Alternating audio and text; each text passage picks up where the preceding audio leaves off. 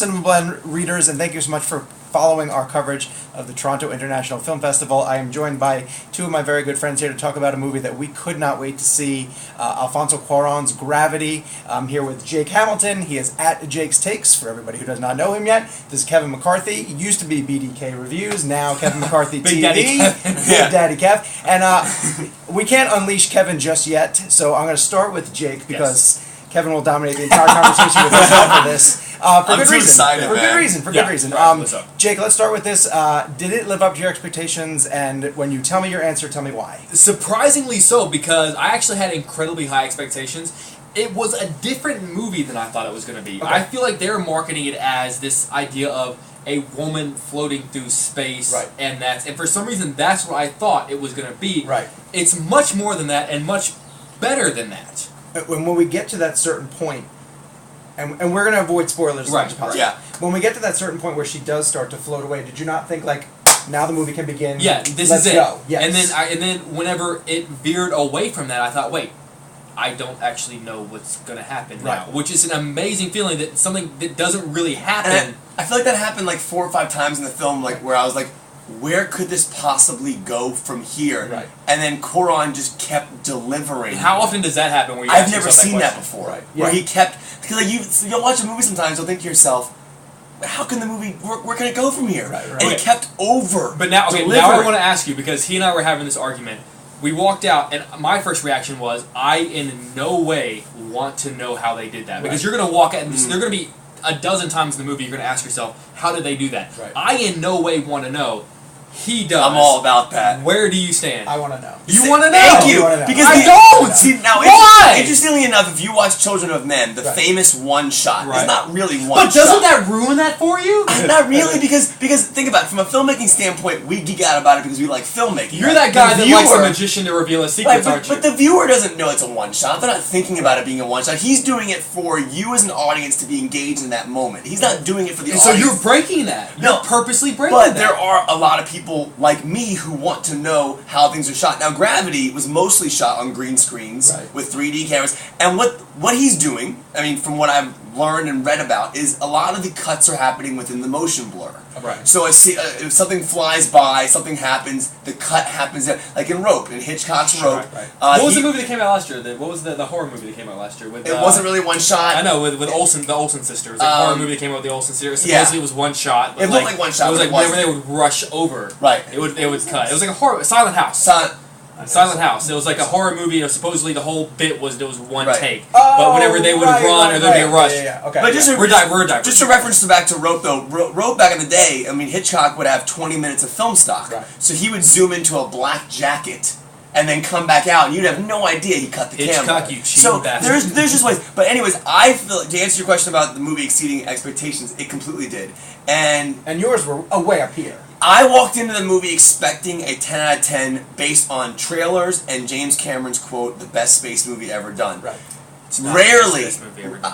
I actually would agree. Not the I best. think it's I better. I think it's better than 2001. I'm being 100% serious. You saw it 24 hours ago. I don't like care. you got to like we just had dinner, But it's and randomly on one of the Yeah. TVs, Yeah. 2001, like a commercial popped up for Yeah, they're showing a 2001. scene I know, it from was it, super yeah. random, and Hell, I looked at that and I go, Kevin, Gravity's not better than that. But they're It's different. not. But they're different. This is a thriller. People should It is. know that this It is is. a And actually wall-to-wall, surprisingly breakneck- commercial thriller. 2001 is Absolutely. a very slow breathing film. Yes. 2001 it's very different. But for me, over the 29 years that I've been living, as sitting in a movie theater, 29 years. All I'm saying, sitting in a movie theater, I don't think I've ever witnessed a revolution. You say this often. An elevator. I don't. I've never said this. I've never said that. I'm just saying, maybe not a revolution. I've never seen a film that just. Here's what I think Alfonso Cuarón did here. Okay. I think he basically just said to every filmmaker working today, Right. step up your game. Well, I said to Jake today. Step up your game. I said, if I'm J.J. Abrams and I'm about to make Star Wars. Yes.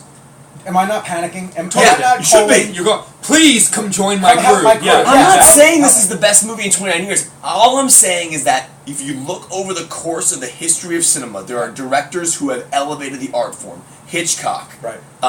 Wells, Spielberg, Scorsese. I think Cuaron, in our generation at least, just did that. Do you think that mainstream audience will appreciate this film as much as we are? You know, I have seen this trailer with large audiences, and they laugh at it. And that really I don't get the laughing. That really Explain to me the laughing. I don't know. But then I just posted a picture, just like a poster or something on Facebook today. It said, it's a game-changing film. And people were responding positively to it.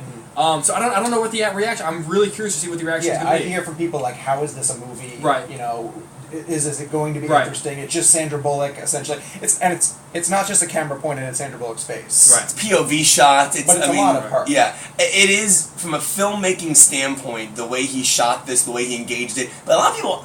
One thing that's bothering me is people were saying they're talking about it more on a technical level. I think story-wise, it works. I think her character, the emotional engagement. By the way, the score.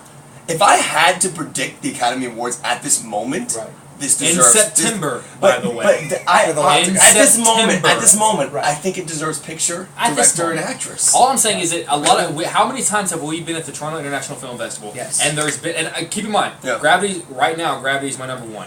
But how many times have we seen that movie at Toronto that is like the one? Well, and I don't think anyone saw Argo and thought immediately, it's the one. Well, part of Argo was the fact that he wasn't nominated for Best Director, and there's but okay, I'm thinking of Up in the Air. Yeah. Precious movies that we see here at the festival, and people are like, "It's done, it's over." And then there's that thing. Well, but people said it for 12 Years a Slave. You know, they were like, cancel the Oscar race. Done, it's over. And then Gravity screened. Keep in mind, we're not even a third of the three-fourths of the year. I'm with you. So let me ask you a question. You see hundreds of movies a year. Yes. Have you ever seen anything like Gravity in your life? No, I have not. When you walked out, how'd you feel? I was blown away by it. Like insane. We were inside. We were literally. Speechless. We walked to the elevator, went all the way down in silence, and to get this guy to shut up is a. I was completely silent. I didn't say a word to this guy. That's all we ever talk about. It was mind blowing. It was mind blowing. I mean, it was like, and I'm like you. Instantly, I was like, how did they film that? How did they? But I want to know. I saw David Copperfield. Right. But. And he did things, and I knew that there's a secret to all of his tricks. I don't want to know what they are. Yes, you do. I don't. I don't want to know. Do you remember the DVD feature on Sin City where he showed you the entire film? I didn't watch it in 12 minutes. That was awesome. Mine was for Sweeney Todd. I saw Sweeney Todd making of, and I was like, oh, it's not Victorian London. You guys are the guys that break. You guys that cut open the Stretch Armstrong and that break open the Magic 8 Ball and see what's it. You're those kids. I was interviewing Jared Leto this weekend. Name drop, sorry, but and I was asking him about what they do when they have to snort cocaine in movies. What do they do? I want to know that. Don't you want to know what they have to actually snort in those scenes? All right, I'm going to put you guys on the record. I think it's fascinating. If there's anything else coming out this year that could be better than Gravity, what might it be? Wolf of Wall Street or Counselor? Well, yeah, I would say the Counselor. Those are the two you're going for? I'm from Texas, so I love me some Kevin McCarthy. Okay. I just want to say one thing about Alfonso Cuarón, the director of Gravity. I just want to say this. Prisoner of Azkaban changed the Harry Potter movies forever. It did. It was the best Harry Potter. Yeah. Children of Men, one of the best films of the last decade. First of all, I consider Deathly Hallows 1 and 2 to be 1. Okay. I didn't like Deathly Hallows 2, man. I didn't like 2. I hated the ending. It's the ending from the books! No, it's the most anticlimactic ending. You're the most anticlimactic. How do you have a fight scene with Voldemort and it ends in 2 seconds? Sorry. We're getting off topic. For me, I don't know what would beat it. I'm really not sure. This was the movie that I couldn't wait to see this year. It lived up to those expectations. Did it exceed your expectations? Yeah, I think it did. No, you know what? Because I can't talk about spoilers. I had in my mind all these places that the movie could go to. Right. It did and it didn't. Right. And that's my fault, not the movie's fault. Right. So I thought it was going to be something, and it was something else. Yes. And it took me a moment to readjust my expectations, and then when I realized who am I to assume what this movie should be, we were just wrong. Right. Exactly. This is one film where I feel like you can watch the trailer and it won't spoil anything. Dude, you could know the entire story and it wouldn't matter. You still have to see it. For people watching this out there, the trailer you may have seen, the scene that you're seeing in the trailers, that's like the first 10 minutes of the film. Yeah. You realize that there's going to be a trailer released tomorrow. Well, either way, but what I mean by that is there is so much more to this movie than those trailers you're watching online. If you think those look good, you have no idea what you're in. And you think it's better than Star Wars? No, I never said better than Star Wars. Best space movie. No, that's Cameron's quote. I didn't say better than Star Wars. No, but you think it's the best space movie. See, I had a discussion about this the other day with somebody. They said You said no. They said I that actually like Star Wars wouldn't be incorporated in that list because Star Wars is a fantasy film. Right. I think they were talking about films That's like. not fair. But you can't. But do you think Cameron? It's better than Space Cowboys. Is What's Cameron he saying? gonna Is do? Cameron saying it's better than Star Wars? Best space movie ever. Gravity is even a space movie. How about that argument? It's more just a. It is a space movie. Wait, how long is this video being? It's a space movie. It's a movie that we can talk about for months. We will be talking about it for months. It'll be in the awards consideration. It's one of the best movies we've seen. I want to thank Jake for coming out. I want to thank Kevin for coming out. And thank you very much for listening. I'm going to reach over and push the button, and we'll talk to you guys soon. Thanks.